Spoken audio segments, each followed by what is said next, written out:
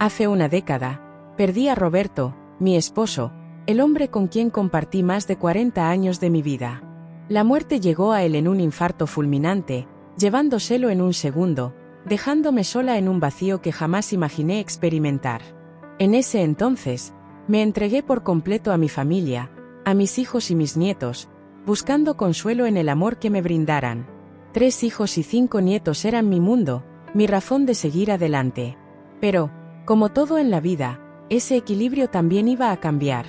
Uno de mis nietos, Marcos, se convirtió en el eje de todo lo que sucedió después. Marcos era el hijo de María, mi hija menor.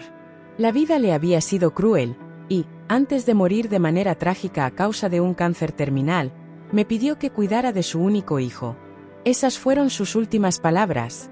«Eres la única en quien confío, madre», me dijo con voz débil, antes de cerrar los ojos para siempre.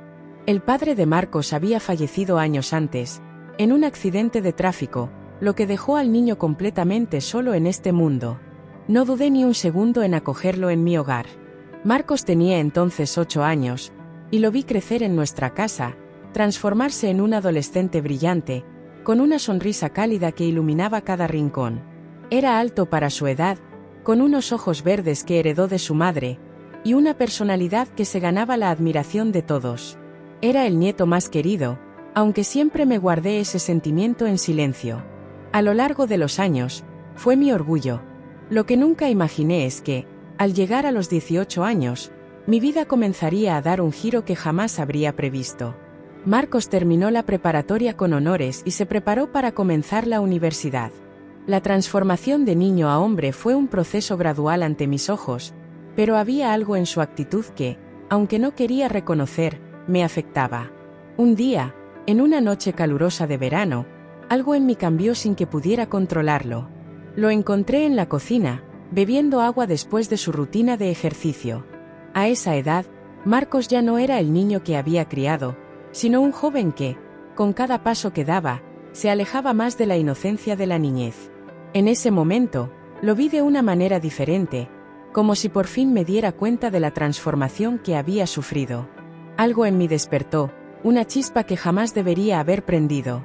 Me quedé paralizada en el marco de la puerta, observándolo en silencio, mientras él, ajeno a mis pensamientos, seguía concentrado en su vaso de agua. «¿No puedes dormir, abuela?», me preguntó, usando ese término cariñoso que siempre había tenido para mí. Su voz, antes tan juvenil, había cambiado, y ahora sonaba más profunda, más masculina. En ese momento, me di cuenta de que mi corazón comenzó a latir de manera diferente, con una ansiedad que no comprendía. Traté de seguir el curso normal de la conversación, pero mis manos temblaban mientras le servía un vaso de agua. «El calor no me deja descansar», le respondí, impidiendo mirarlo directamente a los ojos. Me acerqué a la cocina, tratando de disimular lo que sentía, pero algo en el aire había cambiado. Él se acercó para tomar el vaso de agua, y cuando nuestros dedos se rozaron, sintió una corriente eléctrica que recorrió todo mi cuerpo. Algo se quebró en mí, algo que había permanecido dormido por años. Me aparté bruscamente, derramando el agua por el suelo, tratando de restablecer el control. Pero Marcos, preocupado, se acercó aún más. «¿Estás bien?», preguntó, con una expresión genuina de preocupación. Fue esa cercanía, esa genuina preocupación, la que solo aumentó mi confusión. Los siguientes días fueron una tortura. Cada vez que lo veía, cada sonrisa que me ofrecía se convertía en un tormento. Empecé a sentirme culpable por pensamientos que no podía controlar. Él era mi nieto, lo había criado, pero algo dentro de mí se estaba rompiendo. Marcos comenzó a notar mi actitud distante. Intentaba evitarlo, me encerraba en mi habitación con excusas tontas, pero vivir bajo el mismo techo hacía imposible mantener la distancia que mi mente deseaba. Una noche, mientras todos dormían, me encontré llorando en el jardín. Me senté sola en el banco bajo el naranjo que había plantado su madre hace muchos años. Fue allí cuando Marcos se acercó. «¿Qué te pasa, abuela?», me preguntó, preocupándose por mi cambio de actitud. El olor de su colonia, mezclado con su fragancia natural, me mareaba. Mi respuesta fue vacía: «El problema soy yo». Aquel silencio fue ensordecedor, pero su mano encontró la mía, en la oscuridad. Y esa conexión, esa cercanía, hizo que todo se desbordara. Siento que no debería sentir lo que siento, le confesé sin poder evitarlo. Y lo peor fue escuchar su respuesta. Yo también lo siento, dijo con una suavidad en la voz que me heló la sangre. A partir de ese momento, todo cambió. El tiempo parecía detenerse, y el aire a nuestro alrededor se llenó de una tensión que ambos sabíamos que no podía ignorar. Yo había tocado algo profundo en él, y lo que ocurrió después fue como un fuego imposible de apagar. Cada mirada, cada gesto, se cargaba de un deseo reprimido que ambos tratábamos de esconder. Pero no podíamos evitarlo.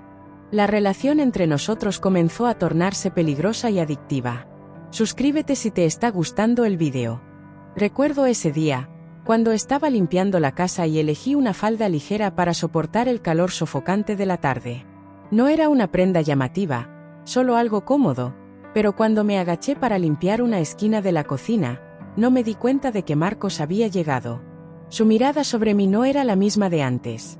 Había algo diferente en ella, algo que me desbordó. Me sentí vulnerable, expuesta. Cada palabra que él decía parecía tener un doble sentido, y su cercanía me inquietaba de manera que no podía explicar. No sabía cómo actuar, y esa tensión entre nosotros se hacía más palpable con cada día que pasaba. A partir de ese momento, todo lo que había sido normal se transformó en algo insostenible. Las reuniones familiares se vuelven incómodas. Mis hijos comenzaban a notar que algo no estaba bien, que había algo entre Marcos y yo que no podía identificar. La tensión se acumulaba en el aire, y cada vez que nuestros ojos se cruzaban, sentía como si la electricidad recorriera mi cuerpo. Hasta que una noche, en una cena navideña, el caos estalló. El plato que Laura, mi nieta, dejó caer al suelo, y el grito que salió de su garganta fueron el comienzo del fin. La verdad salió a la luz. Mis hijos irrumpieron en la cocina, con las caras de incredulidad y decepción marcando sus rostros. La confrontación fue brutal.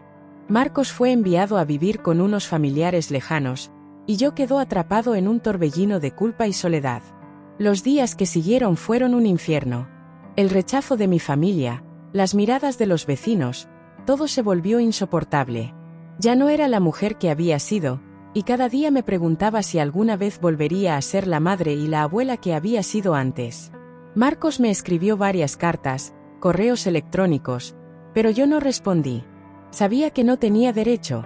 En su última carta, me pidió perdón por lo sucedido, pero también entendía que lo que habíamos hecho no debía haber ocurrido. Me dolí profundamente, pero también sabía que no había forma de deshacer lo que había pasado. Ahora, mientras miro al pasado, me pregunto si alguna vez podrá perdonarme a mí misma.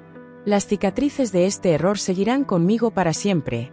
Y aunque sé que debo seguir adelante, el dolor nunca desaparecerá. No sé si podré encontrar la paz, o si alguna vez mis hijos y nietos podrán mirarme sin juicio. La culpa me consume, pero también sé que nunca dejaré de amar a Marcos, y ese amor, aunque prohibido, es quizás el mayor de mis pecados. Suscríbete si te gustó el vídeo.